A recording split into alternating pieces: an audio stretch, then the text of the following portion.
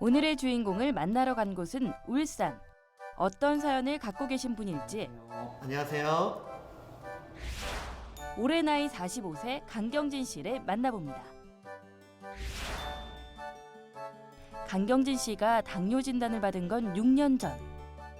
눈에 압력이 생기고 막 물을 많이 먹게 돼서 이상이 있는 것 같아서 그 다음날 병원에 갔더니 이제 체크를 하니까 270 몇 정도가 나서 공복에. 예, 그때부터 이제 당뇨인 거를 알았죠. 일단 그때 당시에는 당뇨 이러면은 굉장히 합병증에 대한 이야기들이 많아서 사실 좀 조심해야 되고 두려워해야 되고 또 이렇게 그런 마음들이 있었죠. 아, 이게 나을 수 또 없다는 얘기도 들었고요. 말로만 듣던 당뇨병은 그를 불안에 떨게 했는데요. 그를 더욱 힘들게 한 건 특별한 치료법이 없다는 소문들. 한 몇 년간은 그냥 약을 먹었던 것 같아요. 근데 제가 또 한 가지는 그 약에 대한 부작용들이 이렇게 있는 것 같아서 사실은 처방된 대로 계속 약을 좀 처음에는 먹다 보니까 몸에 이렇게 이상이 좀 있는 것 같은 느낌도 들고 해서 되도록이면 약을 줄이고 식이요법으로 좀 해보자 이렇게 해서 이제 그렇게도 해갔죠. 하지만 좀처럼 혈당은 잡히질 않고 여기에 합병증을 의심할 만한 증세까지 나타나기 시작했는데요. 소변이 굉장히 막 자주 마려운, 그래서 잠을 못 잘 정도로 막 그렇게 소변이 이렇게 자주 마려워서 그런 것도 있고, 손발이 저리는데 그때 체크를 해보면 보통 한 뭐 300 이상 가까이 되고 200 이상 정도 되는 고혈당 증세가 오면 그렇더라고요. 그냥 우리가 일반적으로 아 피곤하다 이게 아니고 정말 막 확 사람이 깔아져서 막 피곤함을 느끼는 거 있잖아요. 저는 처음에 간이 문제가 있거나 아니면 피곤해서 그런가 보다라고 생각했는데 그게 이제 당뇨의 이제 혈당이 높아지면 예, 조심하고 공복에 정말 재보셔야 돼요. 당뇨 6년 차, 그에게 희망은 정말 없는 걸까요?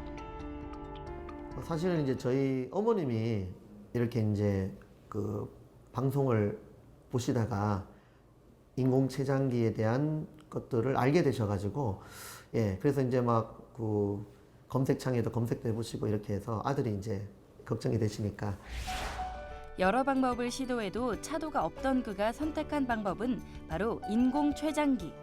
치료를 시작한 지 6개월 만에 벌써 생활에 변화가 생기기 시작했답니다. 췌장의 역할을 해주다 보니까 밥을 먹는 것도 좀 이렇게 스트레스가 좀 덜해요, 사실은. 예. 그때는 막 식이요법 한다고 그냥 풀 종류 아니면은 혈당을 올리지 못하는 것들 이렇게 하는데 양이라든지 그런 것들도 굉장히 조심스럽게 되는데 지금은 그렇지 않고 좀 양껏 먹기도 하고요.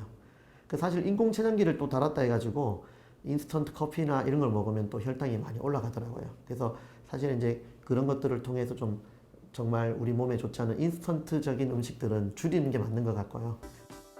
당뇨 때문에 마음고생하던 지난 날들, 점점 혈당이 안정을 찾아가면서 강경진 씨는 한 가지 아쉬움이 남는답니다.